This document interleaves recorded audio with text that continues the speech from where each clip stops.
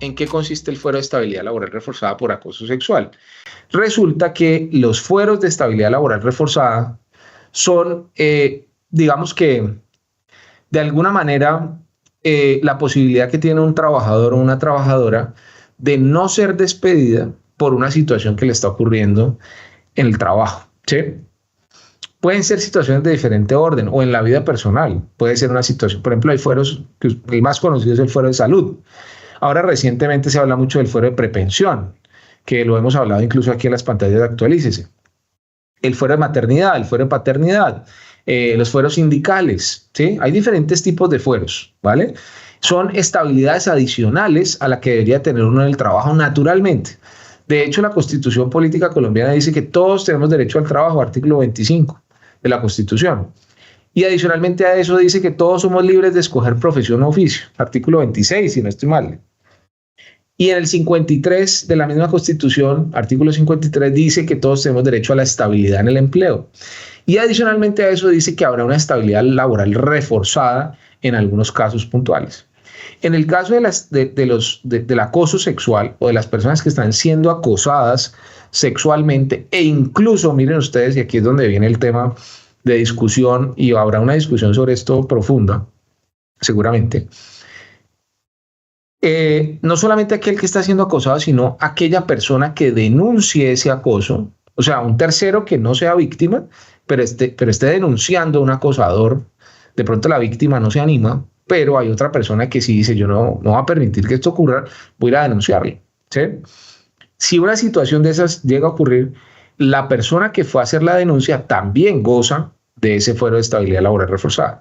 Entonces, la dificultad va a ser probarlo. O sea, la dificultad va a ser cómo van a actuar los empleadores en los casos en los cuales de pronto, y con esto no quiero ser irresponsable, de pronto alguien esté abusando del derecho y esté diciendo mentiras, esté diciendo que está siendo acosado cuando no, ¿sí? Y ahí es donde está esa línea delgada entre qué hago, creer o no creer. Mi postura es conservadora frente a este tema porque es un tema muy delicado y yo les sugiero siempre creer, o sea, siempre partir de la base que eso sí está ocurriendo y tener los controles para que no ocurra o se detenga. Y también con el que está siendo denunciado ser muy prudentes y no irlo a crucificar, digamos, sin haber realizado el debido proceso. ¿Cuál es el debido proceso? Una comprobación de esa situación, revisar, investigar, e incluso posteriormente hacer un llamado a descargos a algunas personas, en fin, o sea, digamos que cerciorarse de la situación, cerciorarse. ¿Listo? Entonces miren ustedes lo del tema del fuero. ¿Y a qué me refiero con el fuero? Que el fuero es un fuero legal. O sea, es decir, este fuero nace producto de una ley, que es esta ley, esta que estamos revisando el día de hoy. Entonces, este es un fuero que nace a partir de una norma, no a partir de la interpretación de las cortes. O sea que al ser un fuero legal, pues la interpretación es tal cual como dice la ley, ¿sí? ¿Y qué es lo que dice la ley? La ley lo que dice es que no podrá terminarse el contrato de trabajo de una persona que haya sido o que esté siendo acosada sexualmente y que lo denuncie durante los 6 meses siguientes a la petición, queja o denuncia de esa situación. Y tampoco podrá ser despedida la persona que pues haya sido quien devele o quien informe sobre dicho acoso. ¿Listo? Y miren ustedes que hay una inversión de la carga de la prueba. ¿A qué se refiere la inversión de la carga de la prueba? Porque eso es un término muy de abogados. Los abogados perfectamente entenderán ese tema, pero de pronto otras profesiones, otros profesionales, pues de pronto no conocen ese concepto. Entonces les cuento un poquito de qué se trata esa inversión de la carga de la prueba.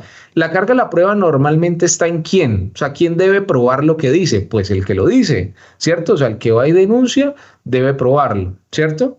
O en este caso puntual, la inversión de la carga de la prueba dice que está a cargo del empleador, es decir, el empleador es el que deberá probar justamente si la persona fue despedida por una justa causa o fue despedida sin que hubiera un riesgo real de un acoso sexual. Es decir, será el empleado, o sea, para efectos del fuero. El fuero lo que busca es proteger a la persona que está siendo víctima de un acoso. Pero si la persona víctima del supuesto acoso no estaba siendo acosada y realmente está abusando de su derecho, es decir, está diciendo que está siendo acosada y no lo está, pues el empleador tendrá que probar eso que estoy diciendo aquí. Lo tendrá que probar. ¿Cómo? A través de los medios probatorios que tenemos. Testimonios, interrogatorios de parte en un proceso, documentos, pruebas periciales, cualquier forma de prueba, pero lo tiene que probar. Entonces la inversión de la carga de la prueba es que es el empleador el que tiene que probar que la persona no tenía el fuero. ¿Listo? Eso no es fácil.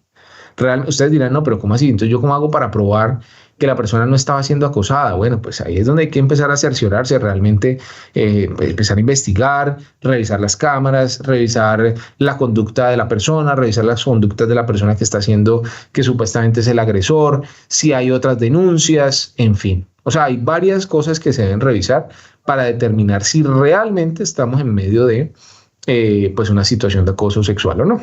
¿Listo? Muy bien. La medida de protección se extiende a quienes sirvan como testigos. Miren ustedes, estoy leyendo el tercer punto de esta diapositiva. Que sirvan como testigos por estos hechos ante la autoridad administrativa o judicial competente que adelante el trámite de queja o denuncia. Entonces, los testigos o las personas que hayan denunciado también tienen esa protección de los 6 meses. Es mucho tiempo, ¿no? De los 6 meses que otorga el fuero de estabilidad laboral reforzada por conductas de acoso sexual. Es un nuevo fuero. O sea, miren que no hace falta que pase la reforma laboral, que por cierto está en discusión en este momento en el Congreso de la República. Digamos que no hace falta para que se creen nuevos fueros. Miren que aquí ya se creó un nuevo fuero. Esta norma ya está en vigencia, ¿no? O sea, aquí no estamos hablando de una norma que vaya a salir. No, esta norma ya está en vigencia, ya se debe aplicar. ¿Listo? ¿Qué pasa si se comprueba que el despido fue en virtud de una realización, de una retaliación en contra del trabajador? Esa situación, es decir, si el despido fue porque se está, digamos, no creyendo en alguien que realmente sí probó que estaba siendo acosado, pues en esos casos puede haber sanciones por parte del Ministerio del Trabajo de 1 hasta 5.000 salarios mínimos, que son esas labores policivas que tiene el Ministerio del Trabajo de imponer sanciones. ¿Listo? ¿Quién es el que puede hacer valer el fuero? El fuero lo puede hacer valer solamente un juez, generalmente los jueces de tutela, ¿sí? Por la estabilidad laboral reforzada que genera, o un juez ordinario, o sea, digamos un juez laboral del circuito. Podría, digamos, restituir a la persona en su cargo y por lo tanto dar por ineficaz el despido, producto de la estabilidad laboral reforzada. Entonces, recordemos que esa situación se puede dar solamente si va a la justicia ordinaria o ante un juez de tutela, producto de una tutela interpuesta por un trabajador. ¿Listo? Entonces es importante ese punto. Disfruta de nuestra programación semanal. Suscríbete a nuestro canal, actualícese video